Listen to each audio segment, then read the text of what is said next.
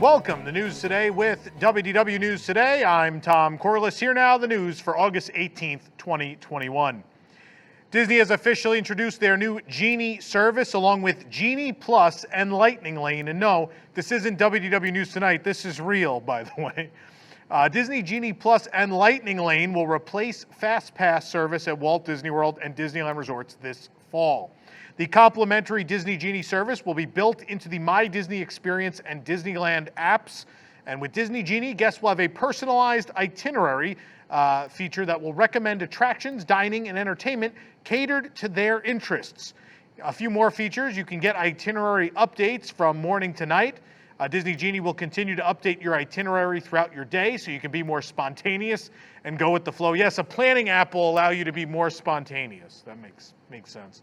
Find your favorites at a glance. You can create your very own personal tip board and instantly see your favorites. It'll display current and forecasted future wait times, helping you predict when you might experience quicker entry to attractions. You can enjoy more flexibility and fun as Disney Genie brings existing planning features together in one place. Join a virtual queue at certain attractions, make dining and experience reservations. You can mobile order food from many locations, get help from a virtual assistant, and more. There are two paid optional upgrades to Disney Genie, which incorporate the Lightning Lane entrance to save time in line. There is Disney Genie Plus service available for purchase. That is for the price of $15 a day at Walt Disney World Resort, $20 a day at Disneyland Resort. You can choose the next available time to arrive at a variety of attractions and experiences using the Lightning Lane entrance. You can make one selection at a time throughout the day, from classics like the Haunted Mansion to thrills like Big Thunder Mountain Railroad and newer favorites like Millennium Falcon Smuggler's Run. Attractions are subject to limited availability. The convenient option is the next evolution of the fan-favorite Disney Max Pass service from Disneyland Resort. Disney Genie Plus will also include Disney Parks-themed audio experiences and photo features to capture your memories, augmented reality lenses for those visiting Walt Disney World, and unlimited Disney PhotoPass downloads from your day if you're visiting Disneyland. Individual attraction selections available for purchase is a different offering. In this, you can schedule a time to arrive at up to 2 highly demanded attractions each day using the Lightning Lane entrance, like the Seven Dwarfs Mine Train at the Magic Kingdom or Radiator Springs Racers at Disney California Adventure. By the way, those are not included with Disney Genie Plus to make this even more complicated and confusing than it needs to be. Pricing for this option will vary based on date, attraction, and park, and will be announced closer to launch. Genie Plus and Lightning Lane selections will be made on the same day of your visit and can be used across multiple theme parks, which is great for those who like to park hop. Attractions continue to offer a traditional standby queue or a virtual queue at certain attractions like Star Wars Rise of the Resistance to maximize flexibility. As with Disneyland Paris FastPass, FastPass Plus, and Disney Max Pass will all be retired for these new paid options. Guests can choose from all of them, a mix, or none. In addition to the announcement of the new Genie, Genie Plus, and Lightning Lane services at Walt Disney World and Disneyland, it was also revealed that digital options are coming to the Disability Access Service, or DAS program. The program is designed to assist guests who cannot wait in the traditional queues for attractions. With the new program, guests will be able to use the My Disney Experience or Disneyland app to enroll in the program before they arrive at the parks and select attractions. Pre-arrival registration and planning will be conducted via live video chat with a cast member beginning as early as 30 days before your arrival. At that time, guests will be able to plan 2 experiences per day as long as they are booked at least 2 days in advance. At this time, the live chat will only be available in English. Guests will also be able to self-select attraction return times while they're in the park, so you don't have to go to a podium or to the attraction exit to get a return time. But the existing program will also continue, so guests will still be able to do that if they prefer it. Again, select attractions will be available as part of the paid Genie Plus service, and some will require individual payment through Lightning Lane. Rise of the Resistance will require a Lightning Lane individual purchase. So again, to try and sort this out for you, Genie Plus, if you upgrade to Genie Plus, you don't get Rise of the Resistance. Rise of the Resistance will be an optional add-on beyond the purchase of $15 to $20, depending what resort you're at. It'll be beyond that, another purchase above. So again, there'll be a handful of attractions of a higher tier that are not included with Genie Plus, which you then have to buy an individual Lightning Lane for, again, like Seven Dwarfs Mine Train or Star Wars Rise of the Resistance. Obviously, we expect Flight of Passage to be one of those as well. Disney Parks Experiences and Products Chairman Josh D'Amaro revealed that Star Wars Rise of the Resistance, again, will be one of those available. Quote, think about Rise of the Resistance. It's a highly demanded attraction. Guests show up in the morning and they try to get the virtual queue. We get as many people on there as we can, but inevitably someone is disappointed. Now there's another option on top of the virtual queue, so if Rise of the Resistance is the reason you're at Disneyland or Hollywood Studios, there will be an option for you to purchase Rise of the Resistance. So again, flexibility, optionality, better guest experience overall, D'Amaro said in an interview for D23. I'm going to stop for a moment there. Because back in the day, I don't know if people remember this, but back in the day, the Walt Disney Company used to design attractions that they knew were going to be in demand for higher capacity. You may remember these stories. If you're a Disney fan, you probably know these stories very well. Pirates of the Caribbean, prior to the World's Fair, was a walkthrough. And of course, the World's Fair happened. They developed this revolutionary boat system that was able to take 3,500, 3,600 guests an hour or more. And out of that, you had It's a Small World, Pirates of the Caribbean. The Omni Mover system was developed for Haunted Mansion. Again, how many, the parks, more people are visiting Disneyland than ever. How do we develop rides and attractions that take on more guests? The Carousel of Progress. A normal theater show, you have to load everyone in. They see the show, you load them out, and then the next group can enter. Carousel of Progress obviously changed that in that they realized, well, every couple of minutes we could load an entire new theater and we'll just move them from scene to scene around. And now, with Star Wars Rise of the Resistance, we have the chairman of Parks and Resorts. I'm sorry, I know we've been all positive about Josh D'Amaro to this point, but when the chairman of Parks and Resorts in an interview with D23 is saying, oh, in order to make sure guests are happy, we're giving them the ability to pay instead of fighting with the horrible virtual queue system we created because our ride doesn't handle enough guests a day because we built a shoddy piece of garbage. That is where I think we have to draw the line. You designed a ride for Star Wars Land that you knew was going to be popular and is unable to handle the number of guests it should be able to handle. That's your problem. I have paid admission to see this attraction. I should not have to be disappointed by your virtual queue system that, by the way, has never worked correctly and is the worst guest experience you've ever offered in your 60-something years of existence. I should not, on top of that, have to give you money to not be disappointed. Your parks should not be disappointing without an add-on, because that's how it was in the past, and that's how it should be into the future. It is not your guest's fault that you don't know how to design things anymore. It is not your guest's fault that you don't care about park capacity because you have only added a handful of rides through the years instead of the actual amount of shows, attractions, restaurants, and otherwise you should have added so that the park is comfortable for your guests. So I'm sorry, that quote rubs me the wrong way, and I would hope you at home agree. And you can let us know in the comments if you do and if you don't, but I'm sorry. But the fact that they're like, oh, we're doing a great service for you by charging you more is probably the worst thing in 14 years of doing this I've had to cover. It's disgusting. It's really disgusting. But I don't know what to expect at this point from the company that laid off 32,000 people, is not going to bring back any of that entertainment that they let go. COVID was what we thought it might be. It was an excuse for them to reset everything, charge you more, get rid of free services for paid services. I mean, we lost free Magic Bands, we lost Magical Express, we lost free FastPass, and then it's getting to be too much. It's really getting to be too much. But anyway, that's enough. That's enough ranting from me.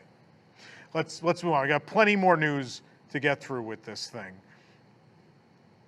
Sticking with Genie Plus and Lightning Lane, resort hotel guests may be disappointed to learn they're going to lose that opportunity to book ride time 60 days in advance like they did with FastPass Plus here at Walt Disney World, but they will still have a slight advantage over other guests.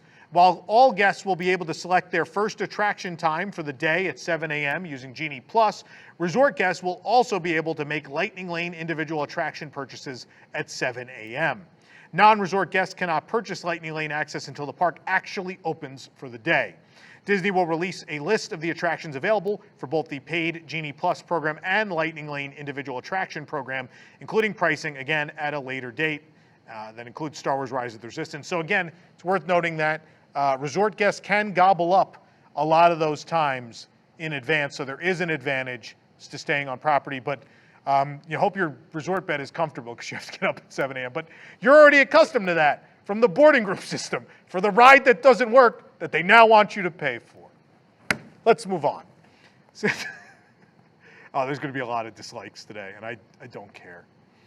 Since May, face coverings have been optional for guests in outdoor common areas, and beginning Thursday, August 19th, face coverings will also be optional for guests in outdoor attractions, outdoor queues, and outdoor theaters at the Walt Disney World Resort.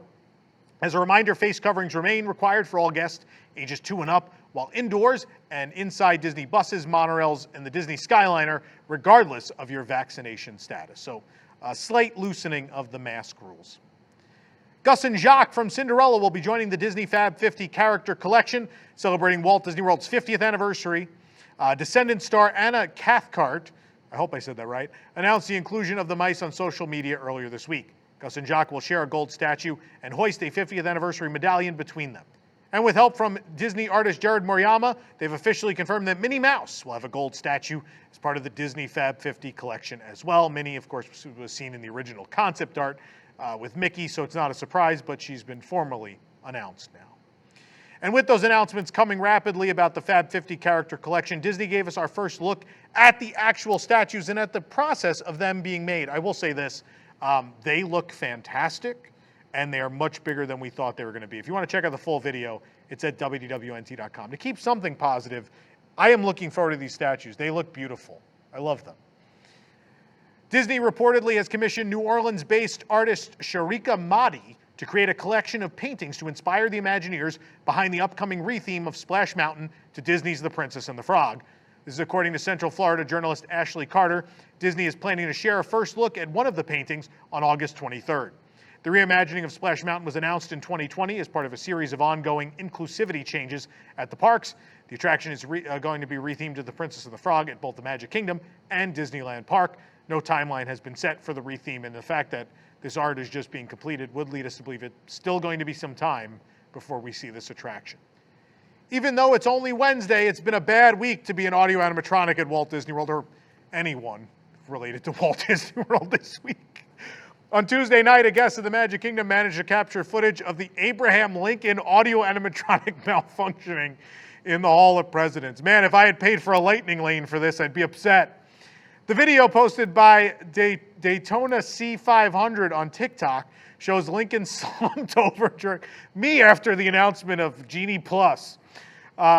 He slumped over during his delivery of the Gettysburg Address, likely stuck as he rises from his chair. The attraction reopened earlier this month after being closed for most of the year to install the animatronic of President Biden. Lincoln is just the latest figure to have malfunctions this week. Of course, Donald Duck on the Grand Fiesta Tour lost his hand, I think, earlier in the week. It's great. Things are going great.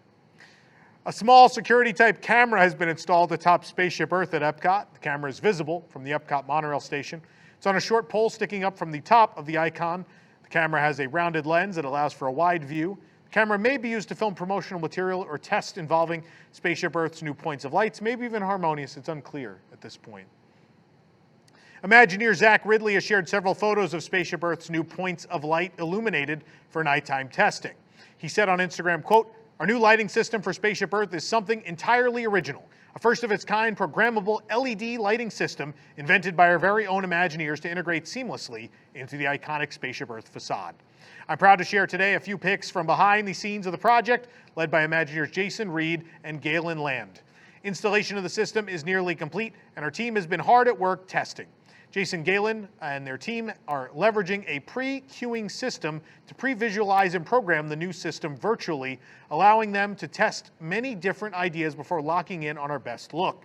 And they're finding some very cool effects given the surface of Spaceship Earth, an entirely new feeling and visual identity visible from all corners of the park. They're exploring visual poetry that respects the lighting legacy of the grand icon while bringing rich new depth and motion to life, all inspired by colors and textures that evoke stardust and the mystery and wonder of our universe." and they'll be able to tie this program into the surrounding main entrance plaza and new fountain and pylon lighting to fully immerse guests into the experience that is Epcot.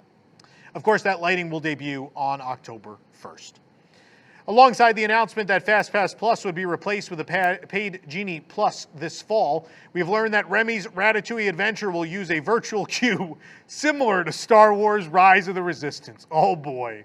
In addition to the regular complimentary virtual queue system, access to Remy will be available as a Lightning Lane individual attraction purchase as well. Remys' Ratatouille adventure is opening on October 1st at Epcot as part of the 50th anniversary celebration. As we learned last week, Cirque du Soleil's Drawn to Life will finally be opening at Disney Springs on November 18th. Cirque du Soleil and Disney have confirmed the opening date and announced that tickets will go on sale. They're on sale now, in fact. Drawn to Life is a thrilling collaboration between Cirque du Soleil, Walt Disney Animation Studios, and Walt Disney Imagineering. At its core, the show is about the love between a father and a daughter, with a story drawing inspiration from Disney's 100-year heritage of animation. The family-friendly show brings timeless Disney stories and characters to life in an unforgettable way through the use of innovative design, acrobatic performances, dazzling choreography, musical score, brand new animation lovingly created by Disney animation artists, and some extra touches of Disney magic. Again, by the time you're watching this, tickets to Drawn to Life are available now. Just a few days ago, Disney CEO Bob Chapek stated the following about the impact of the Delta variant on their theme park business. Quote, "In terms of the Delta variant, we see strong demand for our parks continuing." Despite this claim, Walt Disney World is seeing a definite impact from cancellations and unwillingness to travel by tourists as the summer winds down. Some of this also is just some guests who are unhappy about the current mask policies, but according to internal sources, it's mostly related to these spike in cases here in Florida for the most part. According to those sources, hotel occupancy at Disney property was expected to be at 93% this upcoming weekend, but it is now expected to be just 65%. Overall, they're seeing occupancy drop about 10% week over week. Similar numbers are being reported by non-Disney hotels in the area as well, at least those we spoke to. With schools starting back up in most of the United States and with this downturn in travel, the Walt Disney World theme parks are noticeably less busy right now. In fact, you might remember a couple days ago, boarding groups for Rise of the Resistance were available until 4 p.m. on one evening, and eventually they even allowed guests in without a boarding group, and they didn't have to pay either. Amazing. That's the first time it ever happened at Disney World. Oh man, I am salty today. The original menu has partially been restored to Ohana at Disney's Polynesian Village Resort, a light at the end of the tunnel today. The fan favorite restaurant reopened last month at Disney's Polynesian Village with several disappointing menu changes. And while Disney listened to fan outcries and brought back our beloved noodles, they introduced an unpalatable shrimp casserole and eliminated skewers in total. The shrimp casserole, roasted chicken, and kielbasa sausage have been removed from the dinner skillet now and replaced once again with the peel and eat shrimp. It's back, as well as a grilled chicken. The cheddar bacon biscuits were also removed, but the scones did remain. You can check out our review of this updated menu at WDWNT.com. We were there yesterday as the restaurant opened to check it out. And yes, those peel and eat shrimp are as good as they've ever been. This week, we learned that Boma Flavors of Africa at Disney's Animal Kingdom Lodge will be the first standard buffet to return to Walt Disney World. Reservations became available today. They're going fast. The restaurant reopens this Friday. We'll be there, by the way, for both breakfast and dinner on Friday.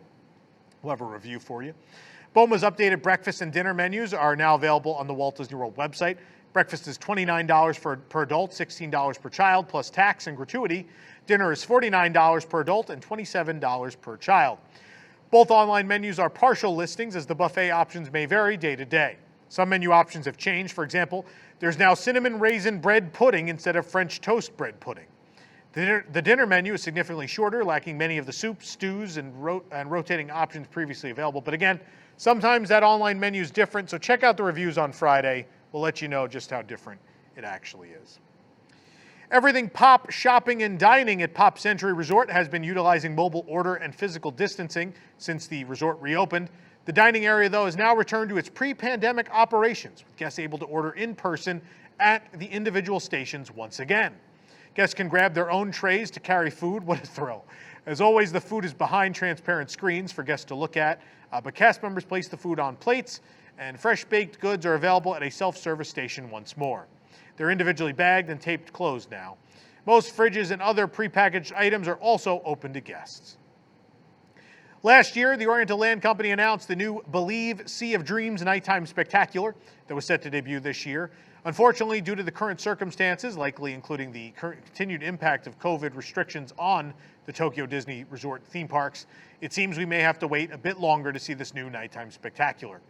OLC announced this week via the official Tokyo Disney Resort Twitter account that the premiere date of Believe Sea of Dreams has been pushed back to 2022.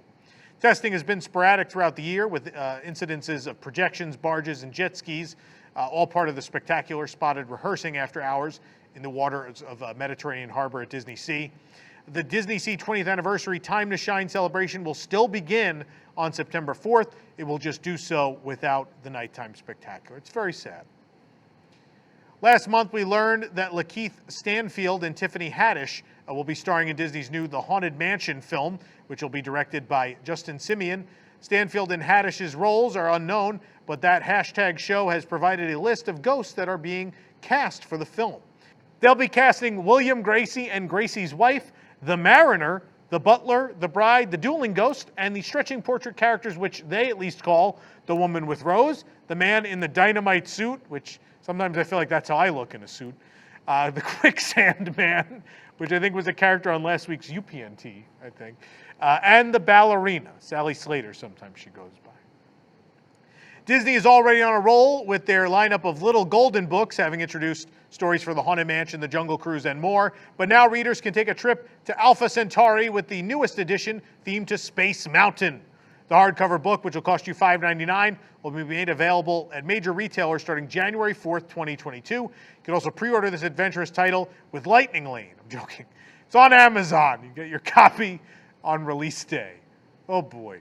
For more information on these stories and more, head on over to WDWNT.com. It's a good thing to read the Lightning Lane and Genie Plus if you're as confused as we all are. This program is brought to you by our official travel agent sponsor, The Vacationeer, the engineers of your next magical vacation. Sit back and let their team of vacation planning experts craft your family's next trip, and hey, they'll be happy to help you figure all this out. So, if you don't want to deal with all this, contact The Vacationeer. That's what they do. They plan every bit of your vacation. You can visit WDWNT.travel to make that happen. Of course, if you're enjoying the show, be sure to like this video, subscribe to WDW News Today here on YouTube for more great content, and click the bell for notifications. Also, make sure to hit select all notifications so you never miss an episode of the show. For the worldwide leader in Disney Parks news, this is Tom Corliss saying enjoy the rest of your today and have a great, big, beautiful tomorrow. Welcome to Deep in the Plus.